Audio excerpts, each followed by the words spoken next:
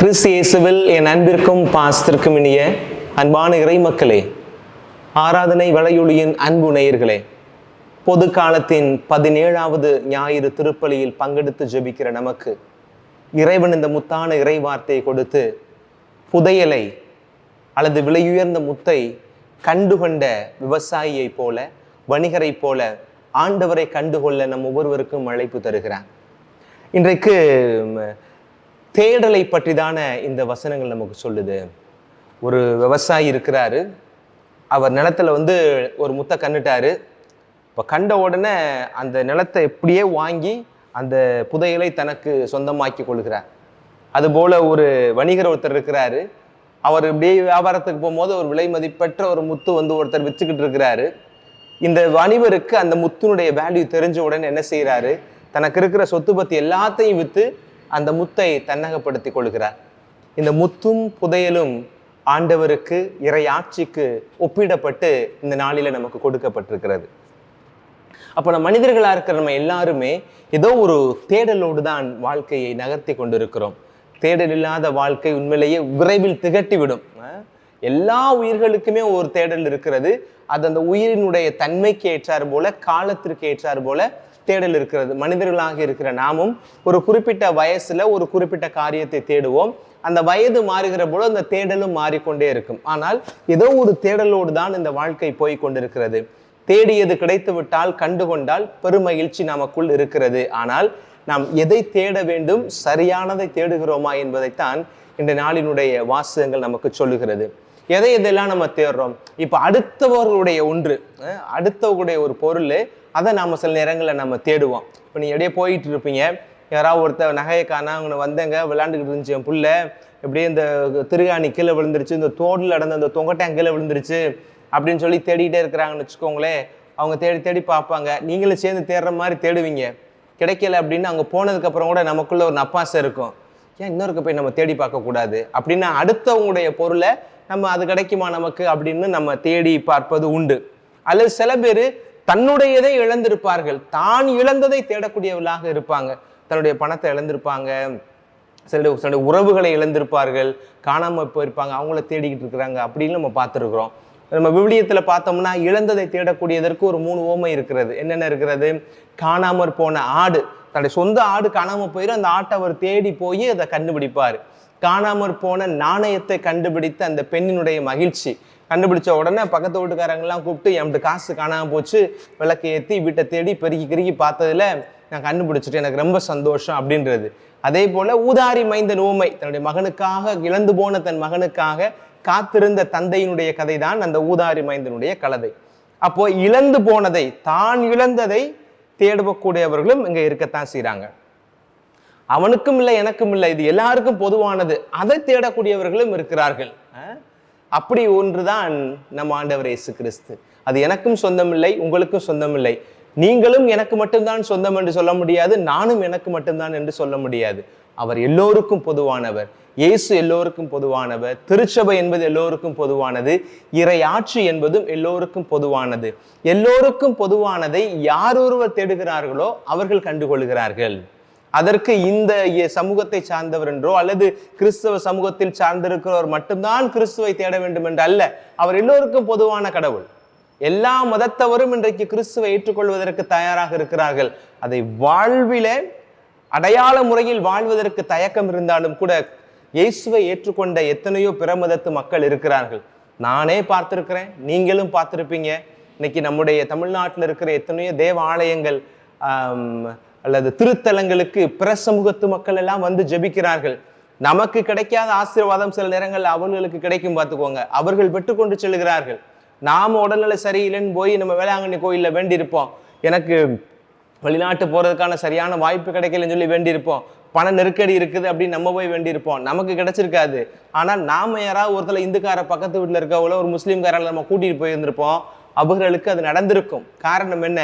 அவர்களுடைய தேடல் சரியாக இருக்கிறது. அதையும் கடந்து நம் ஆண்டவர் எல்லோருக்கும் பொதுவானவராக இருக்கிறார்.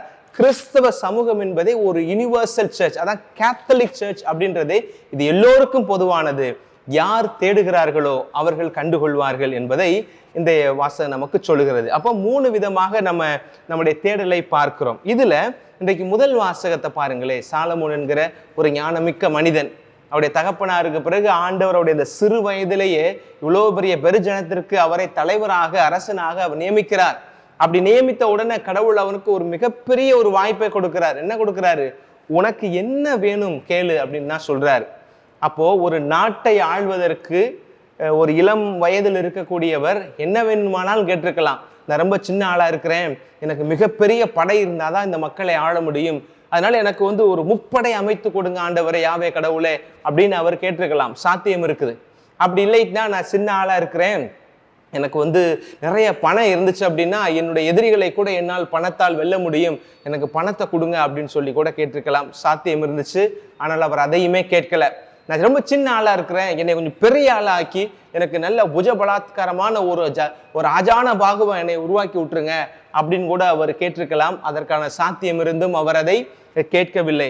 எனக்கு நான் சின்ன ஆளா இருக்கிறேன், என்னை சுத்தி இருக்கிற எல்லாருமே நல்ல ஒரு பவர்ஃபுல்லான ஆளா இருக்கணும், எனக்கு எது வந்தாலும் அவர்கள் அதை தாங்கி கொள்ளக்கூடியவர்களாக, என்னைய நேரடியாக பாதிச்சிடாதப்பன ஒரு கேடயம் போல எனக்கு நல்ல ஒரு அமைச்சரவையை நீங்க அமைத்து கொடுங்கள் அப்படின்னு கூட கேட்பதற்கு சாலமோனுக்கு சாத்தியம் இருந்தது. ஆனால் சாலமோன் அதையும் கேட்கவில்லை.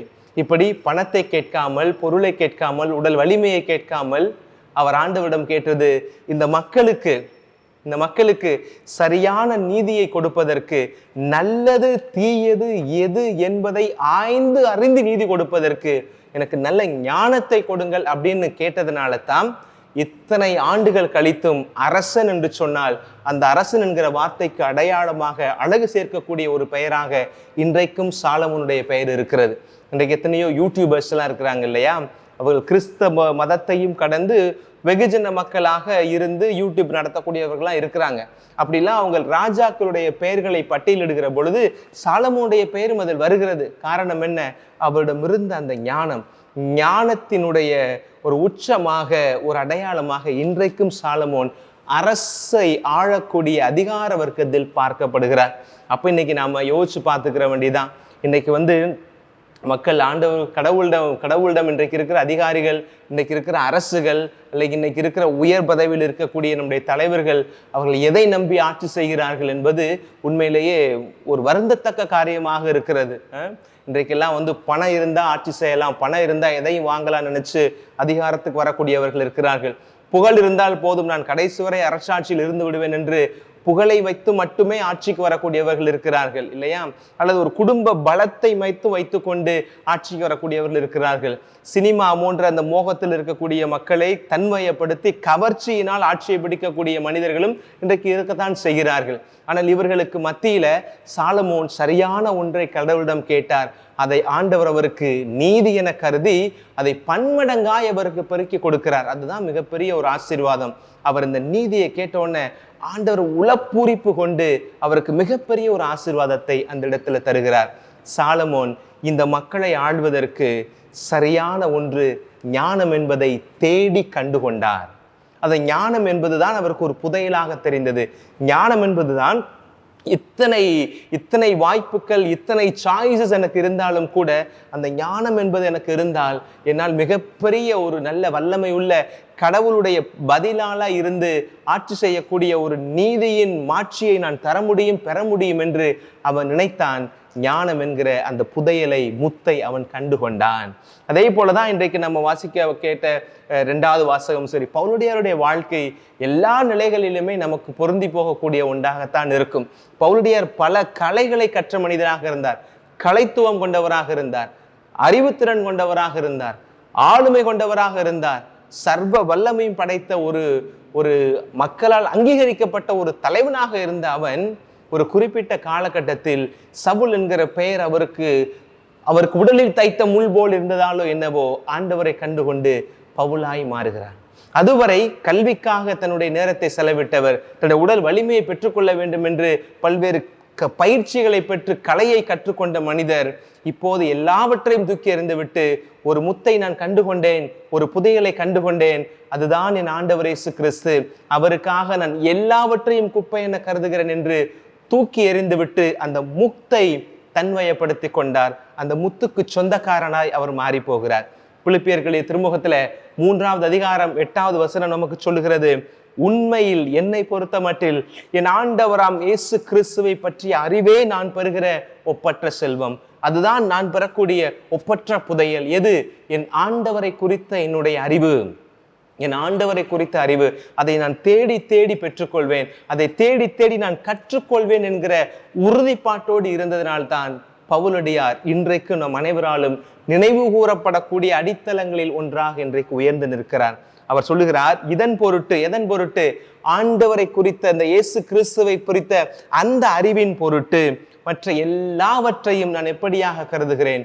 குப்பையாக கருதுகிறேன், குப்பையாக கருதுகிறேன்.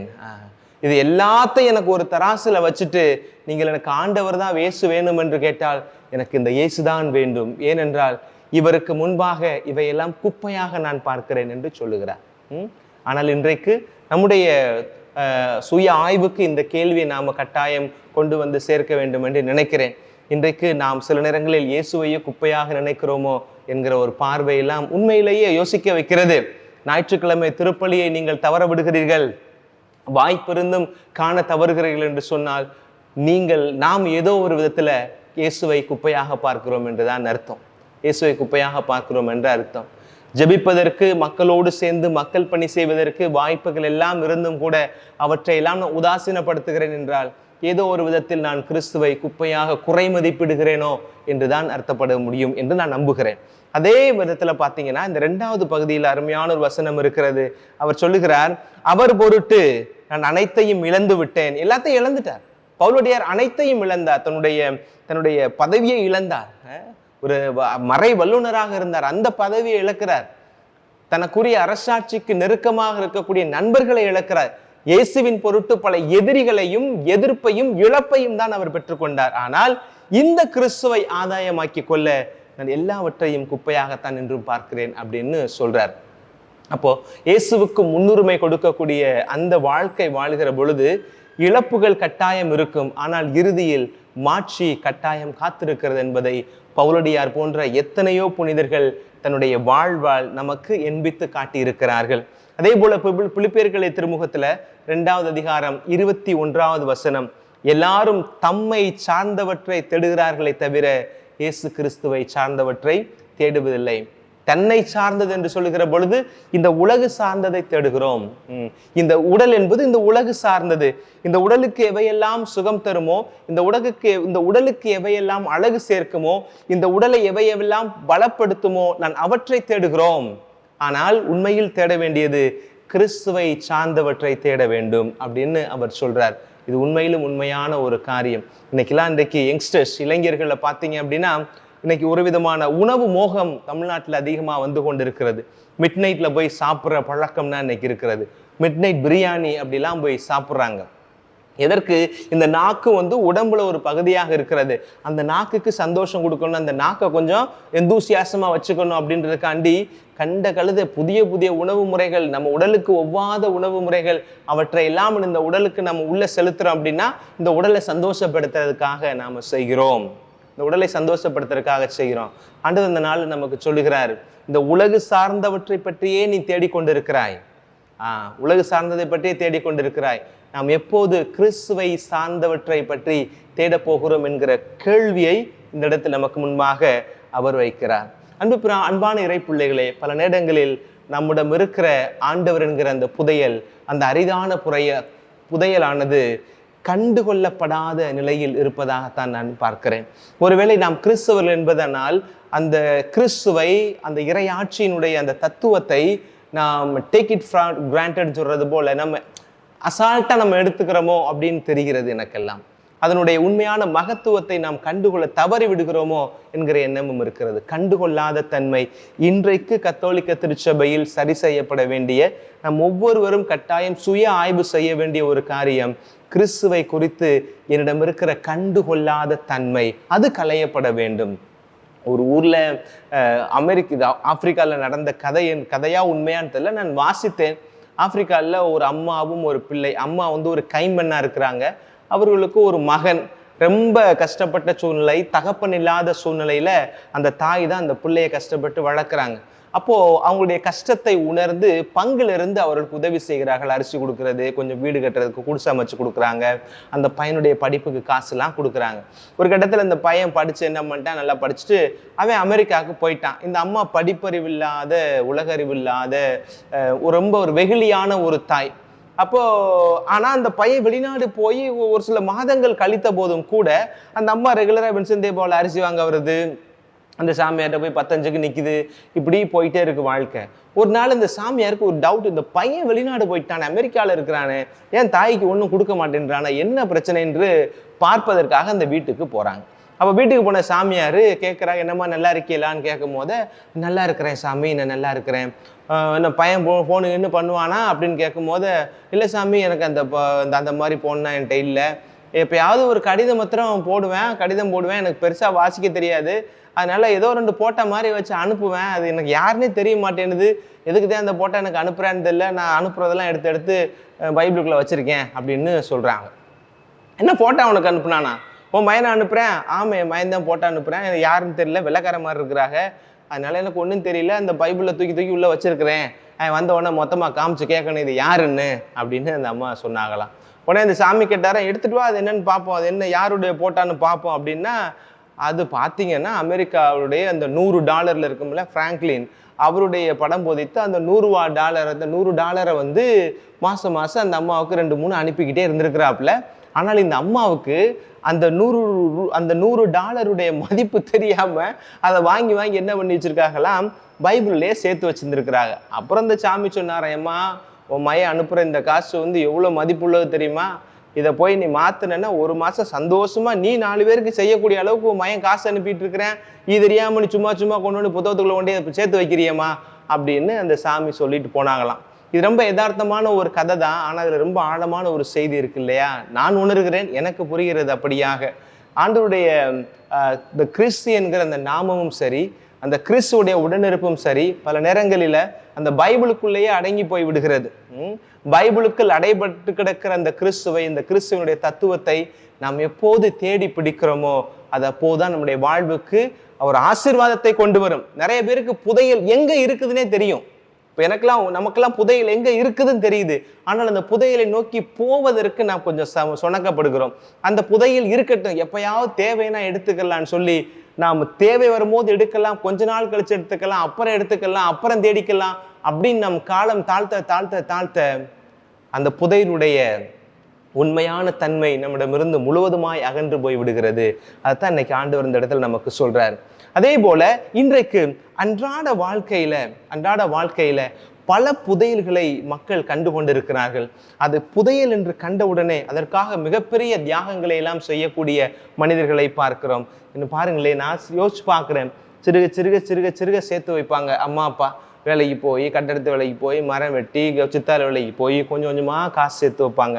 ஆனால் அப்படி சேர்த்து வைக்கிற பொழுது அந்த பையனுக்கு வந்து ஒரு உயர் படிப்புக்கு போக வேண்டியிருக்கு மயனுக்கு அப்படின்னு சொல்லி லம்பாக பெரிய தொகை 1 லட்ச ரூபா கேட்கும் போத சிறுக சேர்த்து வச்ச அந்த காசை கொஞ்சம் கூட யோசிக்காமல் அப்படியே எடுத்து மயன்கிட்ட கொடுத்து நீ ஃபீஸை கட்டி படிப்பா அப்படின்னு சொல்கிறாங்க இல்லையா? அங்கே நமக்கு என்ன தெரிகிறது? அந்த தாய்க்கும் தகப்புக்கும் தெரியுது, இந்த காசோட என் மகனுடைய கல்விதான் பெரிது, அதுதான் உண்மையான புதையல், அந்த புதையலை என் மகன் பெற வேண்டும் என்பதற்காக தியாகம் செய்யக்கூடிய பெற்றோரை நாம் பார்த்திருக்கிறோம்.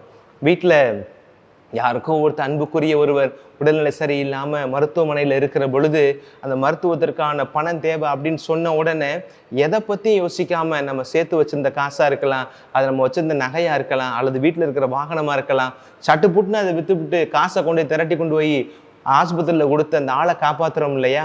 அது நமக்கு எதை காட்டுகிறது? இடம் இருக்கிற அந்த வாகனத்தை காட்டிலும், இடம் இருக்கிற அந்த நகையை காட்டிலும், பீரோவில் இருக்க பணத்தை காட்டிலும் அந்த மனுஷனுடைய உயிர் முக்கியம், அதுதான் உண்மையான புதையல் அப்படின்னு நம்ம தெரிஞ்ச உடனே அந்த தியாகத்தை செய்கிறதுக்கு நம்ம தயாராகிறோம். என்னதான் வசதி வாய்ப்போடு வாழக்கூடிய எத்தனையோ தலைவர்களை பார்க்கிறோம்.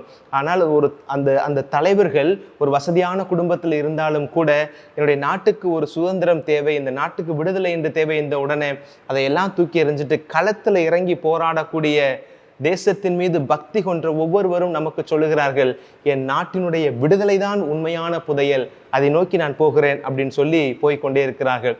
எத்தனையோ புனிதர்கள் நமக்கு சாட்சியமாக நிற்கிறார்கள். நல்ல ஒரு ஆடம்பரமான வசதியான குடும்ப பின்னணியில் பிறந்திருந்த போதும் கூட ஒரு குறிப்பிட்ட கட்ட காலத்துல கிறிஸ்து அனுபவம் கிடைத்த உடனே அத்தனையும் தூக்கி எறிந்து விட்டு பிரான்சிஸ் அசிசியாரை போல, பிரான்சிஸ் சேவியரை போல கிறிஸ்துவை கண்டு கொண்டவர்கள் எத்தனையோ மனிதர்கள் இருக்கிறார்கள். இவர்கள் எல்லாம் நமக்கு இன்றைக்கு சொல்லுகிற செய்தி, உண்மையான புதையல் எது என்பதை கண்டுகொள். ஒரு பெற்றோருக்கு பிள்ளையினுடைய கல்வி ஒரு புதையலாக தெரிகிறது. ஒரு நாட்டினுடைய விடுதலைக்கு அந்த நாட்டினுடைய விடுதலை தான் எனக்கு புதையல் என்பது தேச தந்தையர்களுக்கு தெரிந்திருக்கிறது.